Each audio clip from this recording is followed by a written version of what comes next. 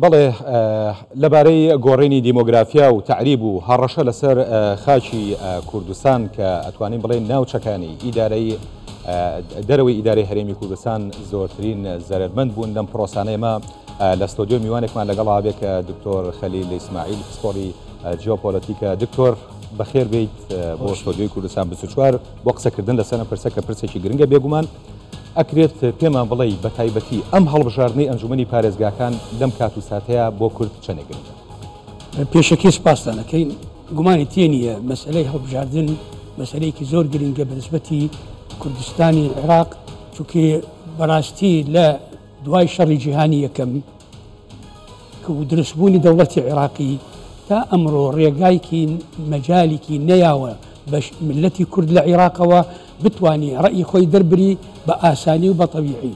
حتا ئەو ئەحساءاتانەیەکی کرابوون هەل لە 1947ەوە تا آخر ئەحساء تعدادی سکانی کرا لە کوردستانی عێراق 1987 ئەو ئەحساءاتانە لە ظروفێکی نالەبار بوو، ظروفێکی ناخۆش بوو.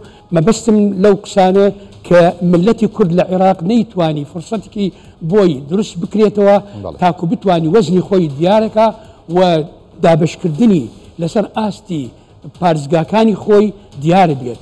ئەمە فرسەتێکی زێرینیە بە تایبەتی بۆ ناوچەی دابراوەکان و بە تایبەتی کەتر بەنسبەتی کەرکووک. ئەمە فرسەتی کە تاکو بتوانی ملەتی کورد سوقلی خۆی وەزنی خۆی دیارەکە و ئیسباتی وجودی خۆیەکە لەو شوێنانەیە. لەبەر ئەوە بەڕاستی ئەبێت احتیمامێکی تایبەتمەندیکی خۆمان بکرێتەوە بۆ ئەم مەبەستە تاکو ئەمە فرسەتێکی بۆ ملەتی کورد لەم بابەتەیە. باسی سەرژمێری کرد. سەرژمێری ماوەیەکی زۆرە لە عێراق ئەنجام نەدراوە کە خۆی مەفروض وایە 10 ساڵ جارێ سەرژمێری ئەنجام بدرێت. ئەمە بابەتێکی سیاسیە یان نەخێر بابەتێکی تەکنیکی و عێراق لە توانایانە؟ نەنە گومانی تێ نییە بابەتێکی سیاسیە. لەبەر ئەوە ئەڵێم لە ئەبوایەکو جەنابت فەرمووی هەر 10 ساڵ ئەبێ لە عێراق ئەحساء بکرێتەوە. لە زمانی سەدام حوسێن ظروفێکی نالەبار و ناخۆش تێپەڕی، بەڵام هەر ئەحساءەکە کرا. لە 77 ئەحساء کرا، لە 87 لوتکەی شەڕی عێراق و ئیران عێراق ئەحساء کرد.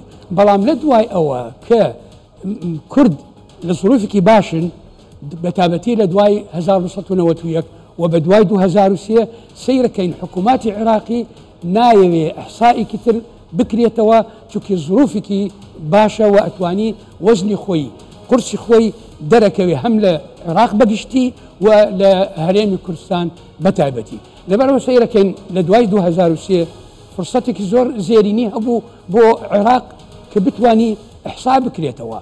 بەتایبەتی لە دەستوری عێراقی مادەیەکی 140 فەرزەکە لە حکوومەتی عێراقی کە ئەبوایە 2007 ئەحسا بکرێتەوە.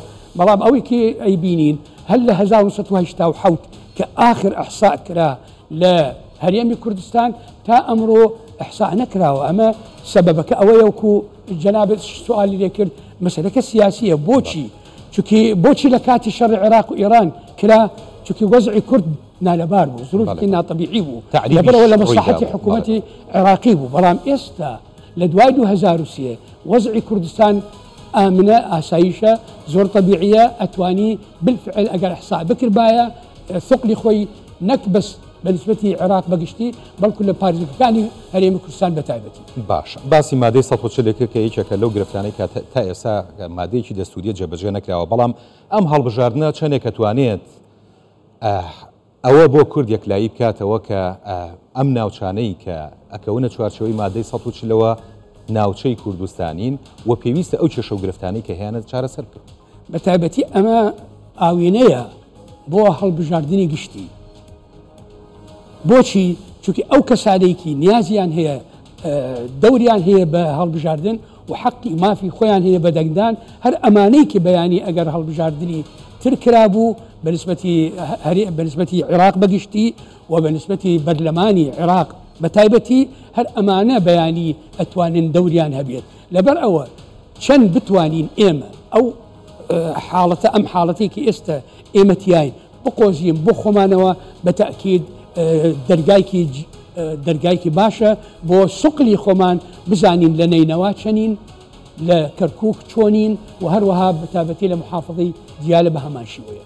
بەڵام ئەگەر خەڵکی کورد لەو ناوچانە ڕووبکەنە سەر سندوقەکانی دەنگدان بوویەوە بسەلمێن. بەتأکید منیش مەبەستم ئەوەیە ئەبێ هەوڵ بین چۆن پاڵ بین بۆ ئەم خەڵکانەیەکی ئەمڕۆ دەوریان هەبێت دەنگیان هەبێ بەڵام مافێکی زۆر سیاسیە مافێکی نەتەوەییە بۆ ئەمڕۆ ئەوێکی دڵسۆزی نەتەوەی خۆی ئەبێ ئەمڕۆ دیارە بێت لەو پارێزگاکانی باسم کرد. بەڵێ دکتۆر خەلیل ئیسماعیل پسپۆڕی جیۆپۆلیتیک سپاس سپاسی بۆ جەنابەت.